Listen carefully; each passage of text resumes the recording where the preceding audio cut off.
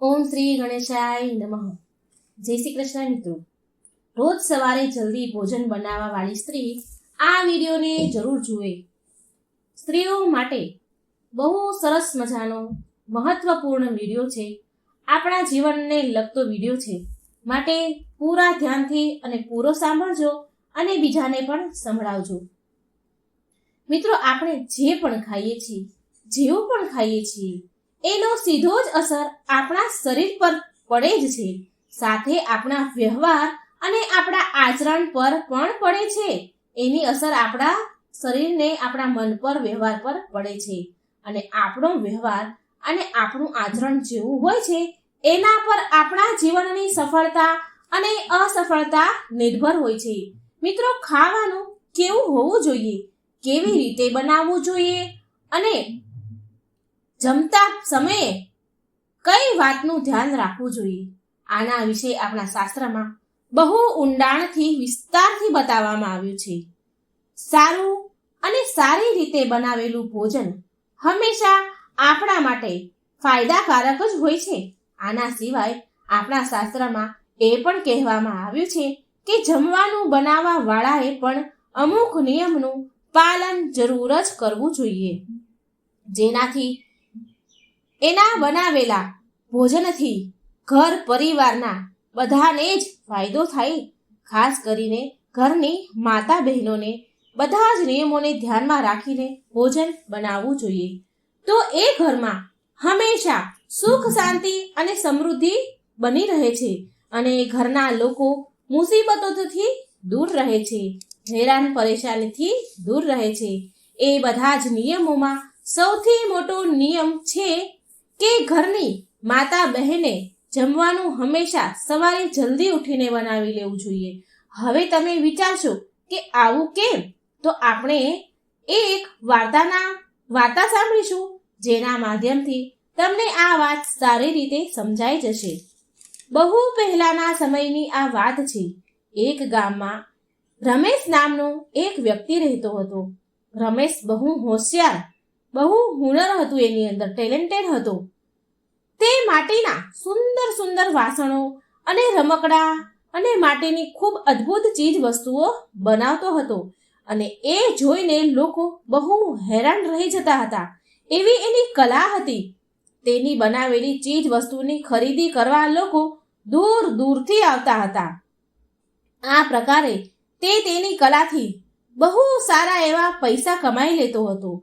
તેણે તેની માટે એક મોટું ઘર પણ બનાવ્યું અને અન્ય સુખ સુવિધાની વસ્તુઓ પણ તેણે વસાવી લીધી.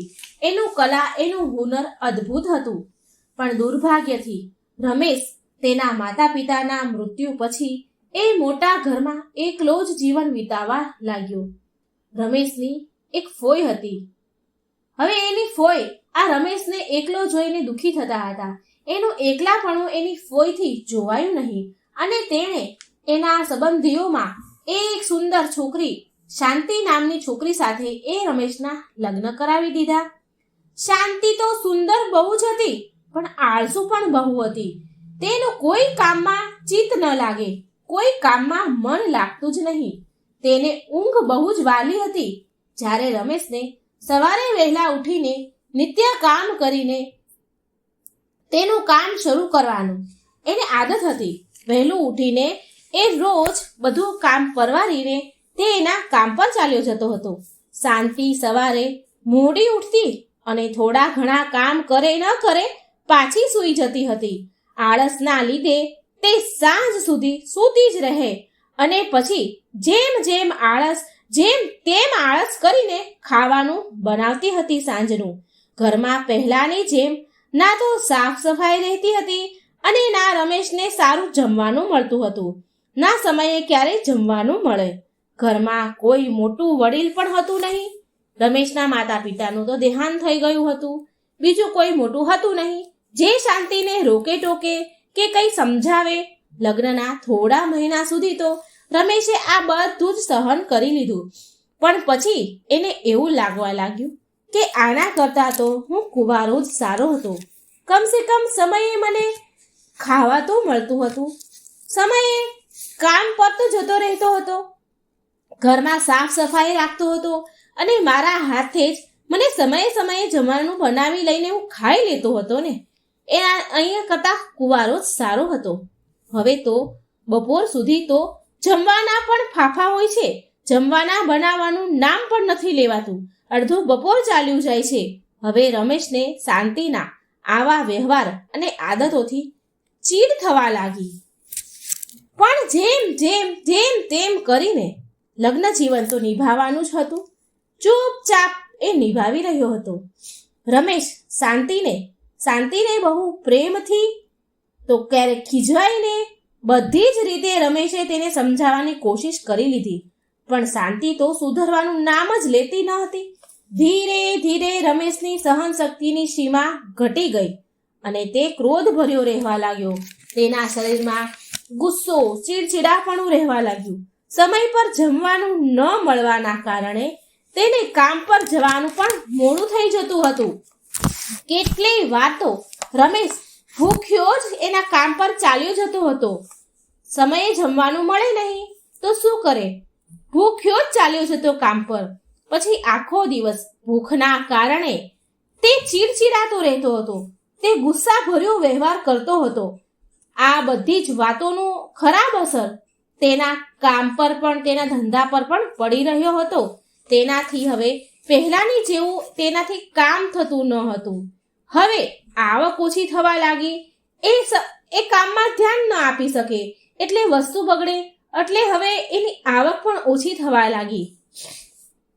હવે તેનું ગુજરાન બહુ મુશ્કેલીથી થતું હતું. પૈસાની કમીના લીધે હવે શાંતિ અને રમેશના રોજ બહુ ઝઘડા થવા લાગ્યા, જેનાથી બહુ હેરાન થઈ ગયા બંને જણા. રમેશની ફોઈને આ વાતની કોઈકે જાણ કરી દીધી તો એની ફોઈ એના ભત્રીજા રમેશની ગ્રહસ્થી જોવા માટે આવ્યા. રમેશની ઘરની હાલત જોઈને તેની ફોઈને અનુભવની આંખોથી બધું જ જાણ થઈ ગયું. એની ફોઈ બધું જ જાણી ગઈ કે તકલીફ શું છે. ફોઈ સામે રમેશ અને શાંતિ બહુ જ શર્મિંદા થયા, કેમ કે પૈસાની કમીના કારણે ફોઈની મહેમાન ગતિ પણ તે સારી રીતે કરી ન શક્યા. એકલામાં શાંતિએ રમેશની બહુ શિકાયત કરી. રમેશ તેનું ધ્યાન નથી રાખતો એવી શિકાયત કરી અને ઝઘડા પણ કરે છે એવી શિકાયત એની ફોઈજીને કરી. ફોઈએ રમેશની વાત પણ સાંભળી અને શાંતિની વાત પણ સાંભળી. હવે ફોઈ તો જાણતા હતા કે ભૂલ કોની છે.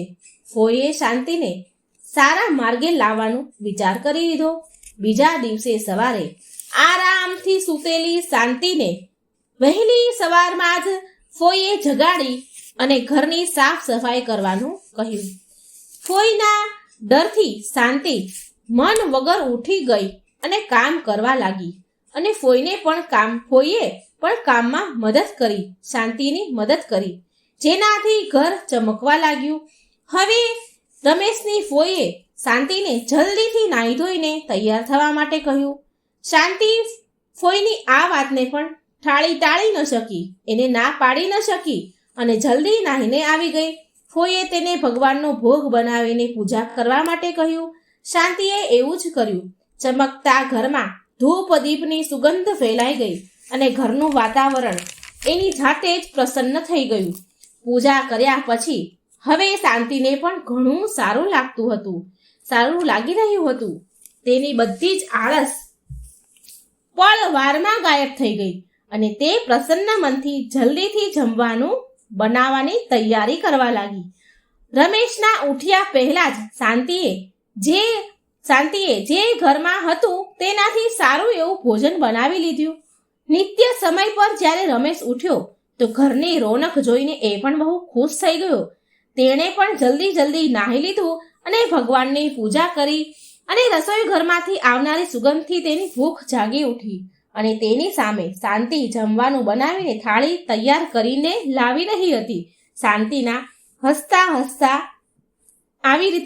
હસતી એ આવી થાળી લઈને, એટલે એણે આવો બદલાવ જોયો અને હેરાન રહી ગયો રમેશ. તેણે ફોઈની તરફ જોયું એટલે એ પણ હસવા લાગ્યા. રમેશ બધું જ સમજી ગયો. તેને બહુ ખુશ થઈને જમ્યો અને શાંતિને બહુ પ્રેમ ભરી નજરે જોયું. રમેશની નજરમાં તેના માટે પ્રેમ જોઈને શાંતિને પણ બધું જ સમજાઈ ગયું. તે દિવસે લગ્ન પછી પહેલી વાર રમેશે ભર પેટ ખાધું અને પેટ ભરીને ભોજન જમ્યા પછી એ લગ્ન પછી પહેલી વાર કામ પર ગયો. સારી રીતે ખાઈને સારા ખાવાની અસરથી તેનું મન દિવસભર કામમાં લાગ્યું, પ્રફુલ્લિત મન રહ્યું, જેનાથી તે દિવસે તેને સારી કમાણી થઈ અને રાત્રે ખુશી ખુશી ઘરે આવ્યો. શાંતિને હવે તેની ભૂલ સમજાઈ ગઈ હતી. હવે શાંતિ પણ એવું જ કરતી હતી જેવું તેની ફોઈએ બધું કહ્યું હતું, બતાવ્યું હતું. સવારે જલ્દી ઉઠીને ખાવાનું બની જવાથી રમેશ ક્યારેય કામ પર ભૂખ્યો ન ગયો. સમયે ખાવાનું મળવાથી તેનો ગુસ્સો ઠંડો થઈ ગયો અને તે પહેલાની જેમ કામ પર જવા લાગ્યો. એટલે ઘરમાં સુખ સમૃદ્ધિ પાછી આવી. તો તમે બધાએ જ સાંભળ્યું ને કે સવારે વહેલા ઉઠીને જમવાનું બનાવીએ તો કેટલો ફાયદો છે. માટે એવું કહેવાય છે કે રસોઈ ઘરમાંથી જ પરિવારનું ભાગ્ય નક્કી થાય છે. આપણા રસોઈ ઘરમાં જ પરિવારનું ભાગ્ય જોડાયેલું હોય છે. એક સ્ત્રી તેના ઘરને કેવી રીતે રાખે છે એના ઉપર તેના પરિવારની કિસ્મત ટકી હોય છે. જો સ્ત્રી મોડી ઉઠે છે અને મોડું ભોજન બનાવે છે તો આનો નકારાત્મક પ્રભાવ એના પરિવાર પર પડે છે. ઘરને જેટલું સ્વચ્છ અને સુંદર રાખવામાં આવે એટલી જ ઘરની ખુશહાલી વધે છે. માટે સ્ત્રીઓએ એના ઘરને હંમેશા સ્વચ્છ અને સુંદર રાખવું જોઈએ. ભોજન હંમેશા સવારે જલ્દી જ બનાવવું જોઈએ. મોડેથી બનાવેલા ભોજન પર અશુભ શક્તિઓ હક જમાવે છે. શાસ્ત્રમાં સાફ કહેવામાં આવ્યું છે કે મોડેથી બનેલા ભોજન પર પ્રેત તથા અશુભ શક્તિ વાસ કરી જાય છે અને આવું ભોજન કરવાથી એ વ્યક્તિની અધોગતિ વધે છે. ઘરમાં દરિદ્રતા આવે છે, ઘરમાં કકળાટ કલેશ થાય છે. એવું કહેવાય છે કે જેટલું જલ્દી રસોઈ ઘરમાં ભોજન બને એટલી જલ્દી ઘરની પ્રગતિ થાય છે. સાથે રસોઈ ઘરને હંમેશા સ્વચ્છ રાખવું જોઈએ. રસોઈ ઘરમાં ક્યારેય એઠા વાસણ ન રાખવા જોઈએ. રાત્રે રસોઈ ઘરમાં જો રાત્રે એઠા વાસણ મૂકવામાં આવે તો ત્યાં નકારાત્મક શક્તિ ઉર્જા પ્રવેશ કરે છે, દરિદ્રતાનો વાસ થાય છે. ઘરના પુરુષોનું ભાગ્ય સ્ત્રીઓ પર ટકેલું હોય છે. માટે ઘરની સ્ત્રીનું સદાય સન્માન કરવું જોઈએ. જે ઘરમાં સ્ત્રીનું અપમાન થાય છે તે ઘરમાં માં લક્ષ્મી ક્યારેય પ્રવેશ નથી કરતા. સાથે સ્ત્રીઓએ પણ તેની માન મર્યાદાનું ધ્યાન રાખવું જોઈએ. મિત્રો, હું આશા રાખું છું કે તમને આ જાણકારી સારી લાગી હશે. આ વાર્તામાં ઘણું બધું શીખવા મળ્યું હશે. તો વિડીયોને લાઈક જરૂર કરજો અને મારી ચેનલને સબસ્ક્રાઈબ જરૂર કરજો. કમેન્ટ બોક્સમાં ભગવાનનું નામ પણ જરૂર લખજો. જય શ્રી કૃષ્ણ. રાધે રાધે. Thank you.